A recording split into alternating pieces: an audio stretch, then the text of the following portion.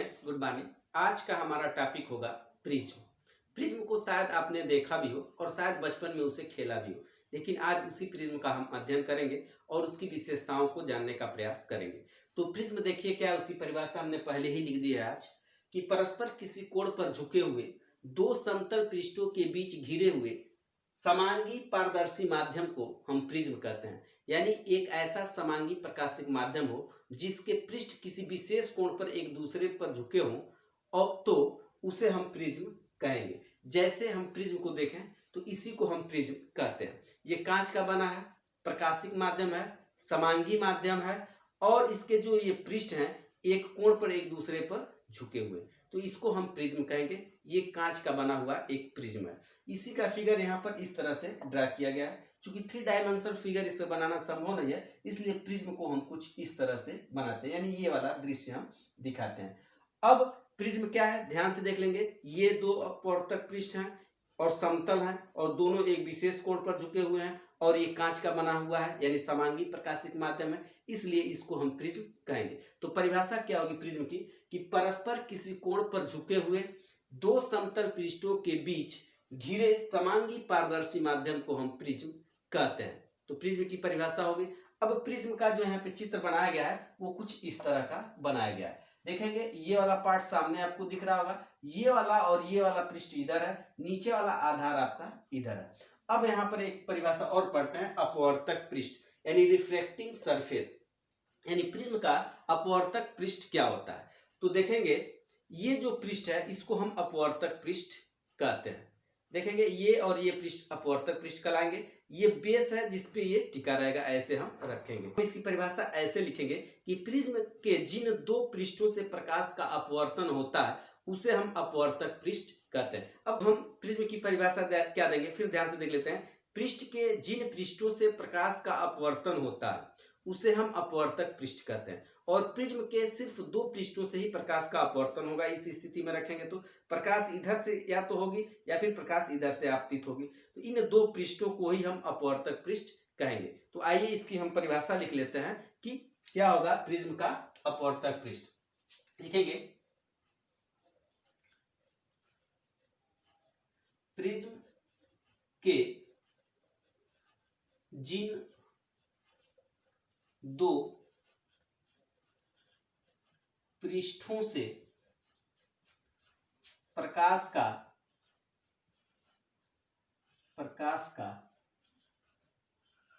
अपवर्तन होता है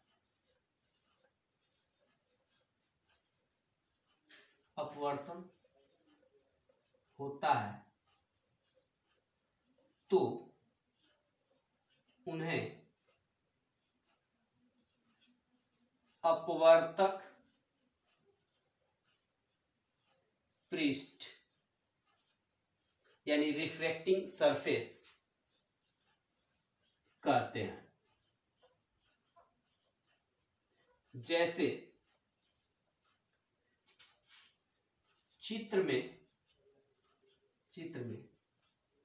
भुजा AB और BC परावर्तक पृष्ठ है। तो हम देख लेंगे अपवर्तक पृष्ठ की परिभाषा कि प्रिज्म के जिन दो पृष्ठों से प्रकाश का अपवर्तन होता है तो उन्हें हम अपवर्तक पृष्ठ कहते हैं। जैसे में क्या होगा, AB भुजा, ये भुजा है और एक AC भुजा है, ये आपका AC भुजा है। तो AC भुजा, ये दोनों जो पृष्ठ हैं उसी को हम अपवर्तक पृष्ठ कहेंगे। याद रखेंगे प्रिज्म के जिन दो पृष्ठों से प्रकाश का अपवर्तन होता है उन्हीं पृष्ठों को हम अपवर्तक पृष्ठ कहते हैं। जैसे चित्र में आपका AB और AC जो पृष्ठ होगा वह आपका अपवर्तक पृष्ठ कहलाएगा। जैसे अगर ये A है, B है और ये C है तो ये पृष्ठ और ये पृष्ठ यानी AB और AC पृष्ठ जो होंगे वो अपवर्तक पृष्ठ कहलाएंगे। तो याद रखेंगे प्रिज्म के जिन दो पृष्ठों से प्रकाश का अपवर्तन होता है उन्हीं पृष्ठों को हम प्रिज्म का अपवर्तक पृष्ठ कहते हैं। जैसे AB और AC भुजा आपके चित्र में प्रदर्शित है। अब आते हैं, हम पढ़ते हैं अपवर्तक कोण या इसी को हम कहते हैं प्रिज्म कोण। तो अब अपवर्तक कोण क्या होगा देखेंगे, जो अपवर्तक पृष्ठ हैं उनके बीच का जो ये कोण बनता है उसी को हम अपवर्तक कोण या प्रिज्म का कोण कहते हैं। यानी अपवर्तक पृष्ठों के झुकाव से बना जो कोण है उसी कोण को हम अपवर्तक कोण कहते हैं। यानी ये जो चित्र में कोण ए है यानी कोण बी ए सी है, वह कोण आपका अपवर्तक पृष्ठ कहलाएगा। यानी अपवर्तक पृष्ठों के बीच बने हुए कोण को हम प्रिज्म का कोण कहते हैं। तो आइए इसकी परिभाषा हम लिख लेते हैं।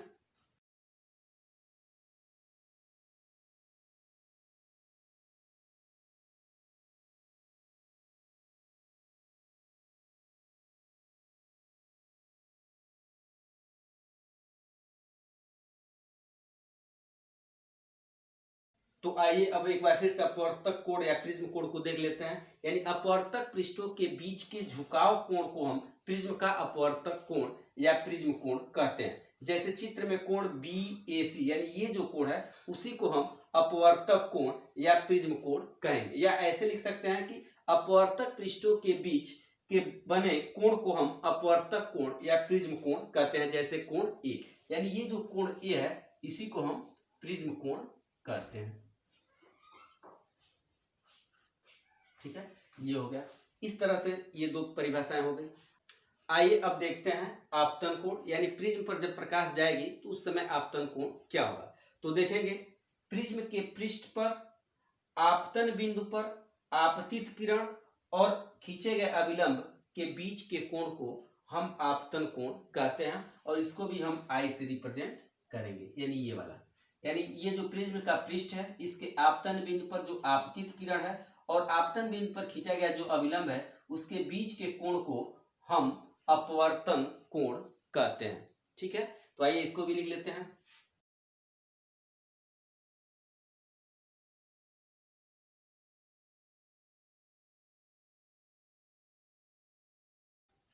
आइए अब पुनः आपतन कोण की परिभाषा देख लेते हैं। प्रिज्म के पृष्ठ के आपतन बिंदु पर आपतित किरण और आपतन बिंदु पर खींचे गए अभिलंब के बीच बने हुए कोण को हम आपतन कोण कहते हैं। जैसे चित्र में कोण आई दर्शाया गया, इसको हम आपतन कोण कहेंगे। आइए अब देखते हैं हम अपवर्तन कोण। तो देखेंगे यहाँ पर कांच के प्रिज्म के अंदर प्रवेश करने के बाद अपवर्तित किरण तथा अभिलंब के बीच के कोण को हम अपवर्तन कोण कहते हैं और इसको भी हम आर से रिप्रेजेंट करते हैं। कोण आर हो जाएगा। तो इसकी भी परिभाषा हम लिख लेते हैं।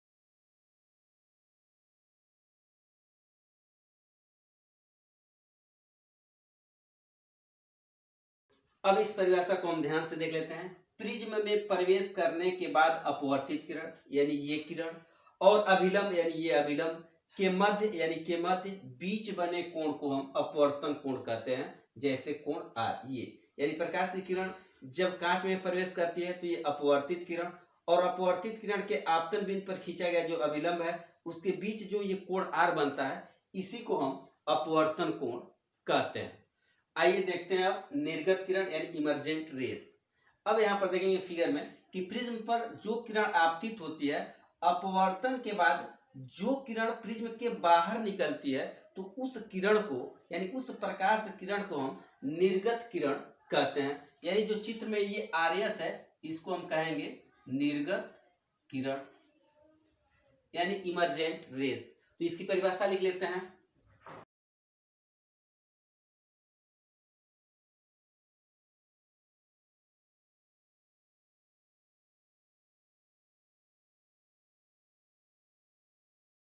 तो एक बार फिर से हम देख लेते हैं निर्गत किरण। प्रिज्म पर आपतित किरण अपवर्तन के बाद जब प्रिज्म से निकलती है तो उस प्रकाश किरण को हम निर्गत किरण कहते हैं या उसको हम इमर्जेंट रेस कहते हैं। जैसे चित्र में आरएस यानी यह किरण आपतित होती है फिर अपवर्तन होने के बाद जब यह किरण आरएस बन के बाहर निकलती है तो इसी किरण को हम निर्गत किरण कहते हैं। आइए अब हम देखते हैं निर्गत कोण यानी इमर्जेंट एंगल क्या होता है। तो जब प्रकाश की किरण किसी प्रिज्म पर आपतित होती है तो अपवर्तन होने के बाद जब बाहर निकलती है तो उसी किरण को हम निर्गत किरण कहते हैं। अभी हमने पढ़ा। अब देखेंगे निर्गत कोण यानी इमर्जेंट एंगल क्या होगा। तो निर्गत किरण और अभिलंब के बीच जो कोण बनता है उसी कोण को हम निर्गत कोण यानी इमर्जेंट एंगल कहते हैं और इसको हम ई से रिप्रेजेंट करते हैं ऐसे। तो ये वाला कोण जो होगा वो इमर्जेंट एंगल यानी निर्गत कोण कहलाएगा। तो इसकी परिभाषा हम कुछ इस प्रकार लिख सकते हैं।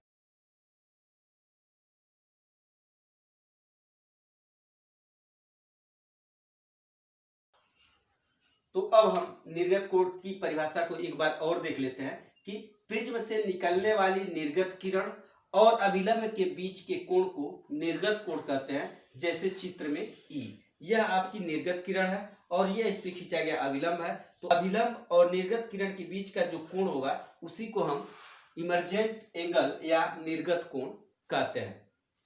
आइए अब हम पढ़ते हैं प्रिज्म से जुड़ा हुआ सबसे महत्वपूर्ण टॉपिक, बहुत ही मोस्ट इंपॉर्टेंट टॉपिक है, इसको आप ध्यान से देखेंगे। और यह टॉपिक है प्रिज्म का विचलन कोण यानी एंगल ऑफ डेविएशन। अब प्रिज्म का जो विचलन कोण होता है उसको देखने के लिए हम इस फिगर को देखेंगे। हमने अपवर्तक पृष्ठ पढ़ा, अपवर्तक कोण पढ़ा यानी प्रिज्म कोण पढ़ा, निर्गत किरण, निर्गत कोण, आपतन कोण और परावर्तन कोण पढ़ लिया।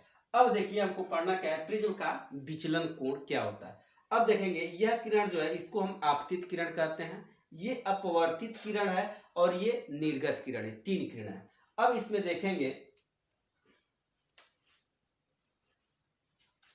ये जो PQ आपतित किरण है इसको हम आगे की तरफ बढ़ाते हैं, ठीक है। और जो निर्गत किरण है RS इसको हम पीछे की तरफ बढ़ाते हैं, इधर की तरफ।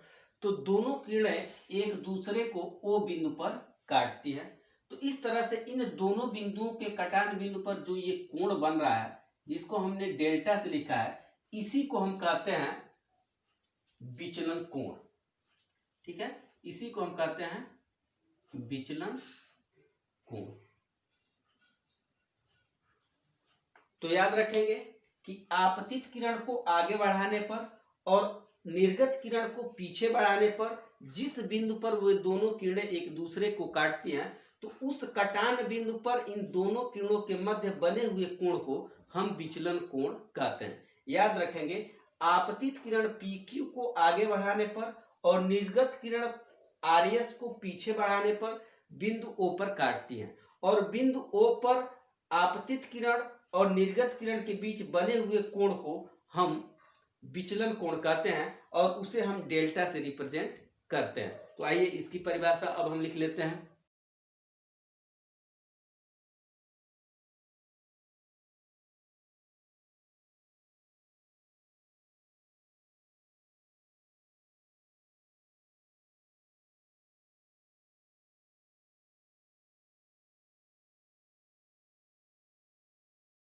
तो आइए प्रिज्म का विचलन कोण है उसकी परिभाषा को देख लेते हैं। आपतित किरण को आगे यानी PQ को हम आगे बढ़ाते हैं और निर्गत किरण को पीछे यानी निर्गत किरण को हम क्या करेंगे, पीछे बढ़ाएंगे। तो जिस बिंदु पर वे एक दूसरे को काटती हैं यानी बिंदु O पर एक दूसरे को काटती हैं तो उस बिंदु पर दोनों किरणों, उस बिंदु पर यहां कर लेंगे, दोनों किरणों के मध्य बने कोण को प्रिज्म का विचलन कोण कहते हैं। यानी इन दोनों किरणों के कटान बिंदु पर जो ये वाला कोण बनता है उसी को हम विचलन कोण कहते हैं और इसे हम डेल्टा से रिप्रेजेंट करते हैं। तो बहुत ही इंपॉर्टेंट है ये टॉपिक, आप इसको ध्यान से रखेंगे कि आपतित किरण को आगे और निर्गत किरण को पीछे बढ़ाने पर दोनों किरणें जिस बिंदु पर एक दूसरे को काटती हैं तो उस कटान बिंदु पर दोनों किरणों के मध्य जो कोण बनता है उसी को हम प्रिज्म का विचलन कोण कहते हैं और उसे हम डेल्टा से प्रदर्शित करते हैं। आइए अब हम पढ़ें अल्पतम विचलन कोण यानी एंगल ऑफ मिनिमम डेविएशन। अब ये जो टॉपिक है इस टॉपिक से भी इंपॉर्टेंट हो जाता है क्योंकि यह अल्पतम विचलन अवकोण की बात करता है। तो इस टॉपिक से जुड़ा हुआ ही यह दूसरा टॉपिक है, तो इसको भी समझते हैं। ये जो आपतन कोण है जब इसका मान हम बढ़ाते हैं तो विचलन कोण का मान कम होने लगता है, लेकिन ज्यों-ज्यों हम बढ़ाते जाएंगे तो एक ऐसा आपतन कोण मिलेगा उस पर विचलन कोण का मान न्यूनतम हो जाता है और उससे ज्यादा जब कोण I का मान बढ़ाएंगे तो फिर विचलन कोण का मान बढ़ना प्रारंभ हो जाता है। तो वह विशेष केवल एक आपतन कोण जिसके लिए विचलन कोण का मान न्यूनतम होता है तो उस विचलन कोण को हम अल्पतम विचलन कोण कहते हैं, या न्यूनतम विचलन कोण कहते हैं, या फिर एंगल ऑफ मिनिमम डेविएशन कहते हैं। यानी इस डेल्टा का मान ज्यों ज्यों हम आई का मान बढ़ाएंगे कम होता चला जाए, लेकिन एक ऐसी स्थिति आएगी कि उस कोण से जो ही हम आई का यानी आपतन कोण का मान बढ़ाएंगे विचलन कोण का मान बढ़ना शुरू हो जाएगा। तो यानी केवल एक और एक विशेष आपतन कोण के लिए विचलन कोण का मान जब न्यूनतम होता है तो उस विचलन कोण को हम अल्पतम विचलन कोण या न्यूनतम विचलन कोण या एंगल ऑफ डेविएशन कहते हैं। तो आइए हम इसकी परिभाषा लिख लेते हैं।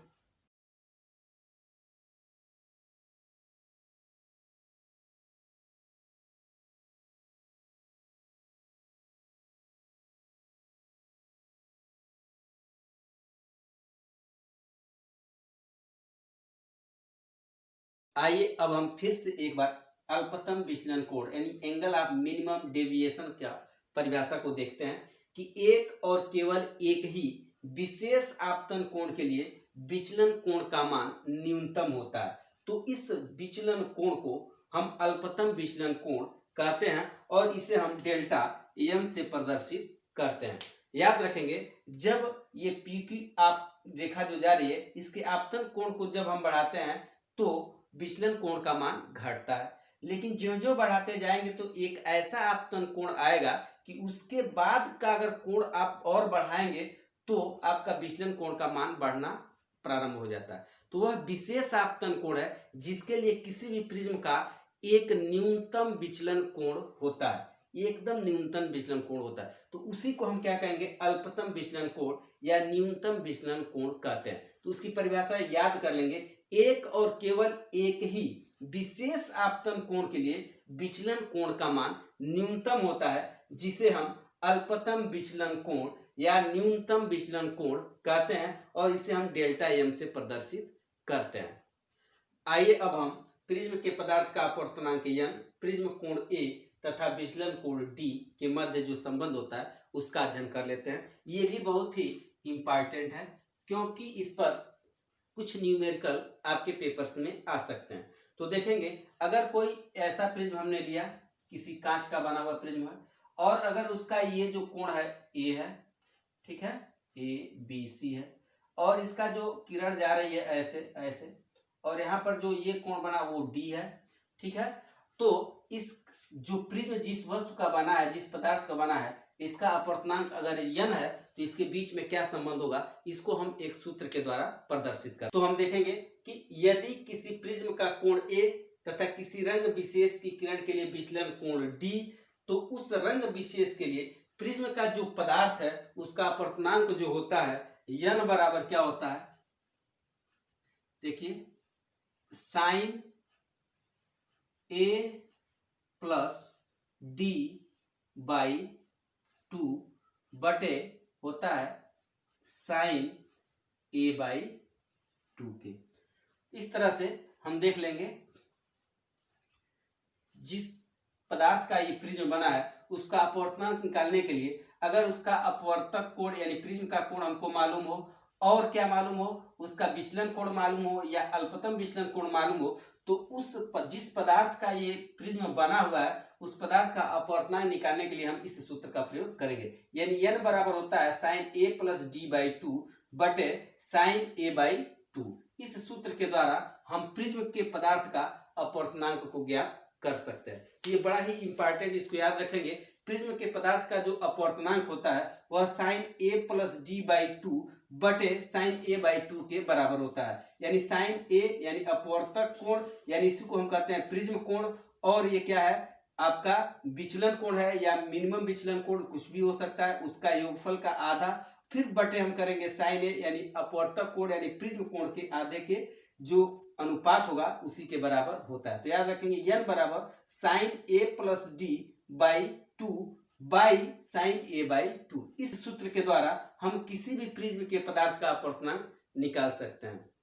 आइए अब हम प्रिज्म पर आधारित एक क्वेश्चन हम हल कर लेते हैं। यह जो प्रिज्म का अभी सूत्र आपने पढ़ा उसी पर आधारित है और बड़ा ही ये इंपॉर्टेंट है, इसको आप ध्यान से देखेंगे, यह आपके पेपर में आ सकता है, क्योंकि ऐसे क्वेश्चंस आपके पेपर में आते हैं। देखिए कहता क्या है, यदि किसी प्रिज्म से प्रकाश किरण का विचलन कोण 30 डिग्री है, यानी जो ये विचलन कोण है इसका, ये वाला जो डी है, और इसका वैल्यू कितना दे दिया है 30 डिग्री, और प्रिज्म का कोण 60 डिग्री है, यानी प्रिज्म का जो कोण ये है, ये बराबर कितना है 60 डिग्री दे दिया है। तो प्रिज्म के पदार्थ का अपवर्तनांक, यानी जो ये प्रिज्म जिस पदार्थ का बना है तो उसका अपवर्तनांक क्या होगा।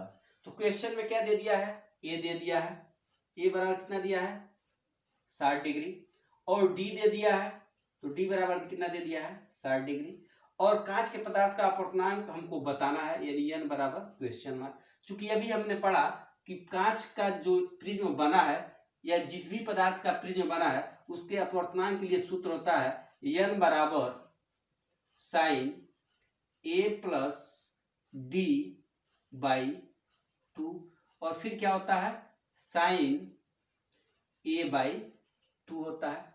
तो देखेंगे साइन को साइन यहां लिख देते हैं, ए का वैल्यू कितना दिया है 60, और डी का वैल्यू कितना दिया है 30, ठीक है, बटे कितना है 2, फिर इसका बटा देखो क्या है साइन है, ए का वैल्यू कितना है 60 बाई 2 हो गया, ठीक है। अब आगे बढ़ते हैं इसके, तो देखेंगे साइन 60 और 30 मिलकर कितना हो जाएगा साइन 90 बाई 2 हो गया, बटे देखेंगे नीचे साइन 60 बाई 2 है, तो ये हो जाएगा साइन 30 हो जाएगा, ठीक है। फिर और आगे बढ़िए, तो ये हो जाएगा साइन कट जाएगा, इसको साइन हो जाएगा 45 डिग्री, बटे हो जाएगा आपका साइन 30 डिग्री। यहाँ पर देखिए साइन 45 का भी वैल्यू दिया है और साइन 30 का भी वैल्यू दिया है, तो अब इसमें हम वैल्यू पुट कर देते हैं, तो देखें क्या होगा साइन 45 का वैल्यू कितना दिया है 1 बटे करड़ी में 2, तो 1 बटे करड़ी में 2 बटे क्या दिया है साइन 30 का वैल्यू 1 बटे 2, तो हो जाएगा 1 बटे 2। अगर इसको और सरल लिखना चाहते हैं तो ऐसे लिख सकते हैं 1 बटे करड़ी में 2 और भागा कितना होगा 1 बटे 2, इसी को हमने ऐसे भी लिखा है। अब इसको सरल करिए, क्या हो जाएगा 1 बटे करड़ी में 2 गुणा करेंगे तो ये 2 ऊपर चला जाएगा 1 नीचे चला जाएगा, यानी अब ये क्या हो गया 2 बटे करड़ी में 2, ऐसे हो गया। या इसको हम ऐसे भी लिख सकते हैं √2 गुणे √2 बटे √2, तो √2 से √2 कट जाएगा, तो इसलिए n बराबर आपका आ जाएगा √2, ये आ गया। चूंकि √2 का वैल्यू हमको मालूम है होता है 1.414, इसलिए हम लिख सकते हैं n बराबर होगा √2 बराबर 1.414। इस प्रकार हम कह सकते हैं कि जो ये प्रिज्म है और जिस पदार्थ का ये प्रिज्म बना है उस प्रिज्म का जो अपवर्तनांक होगा वह √2 होगा, यानी 1.414 के बराबर होगा। तो इस तरह से आप अपने किताब में आए हुए जो क्वेश्चंस होंगे इस टाइप के उनको आप हल करने का प्रयास करते हैं। मिलते हैं नेक्स्ट क्लास में नेक्स्ट टॉपिक के साथ, तब तक के लिए गुड बाय।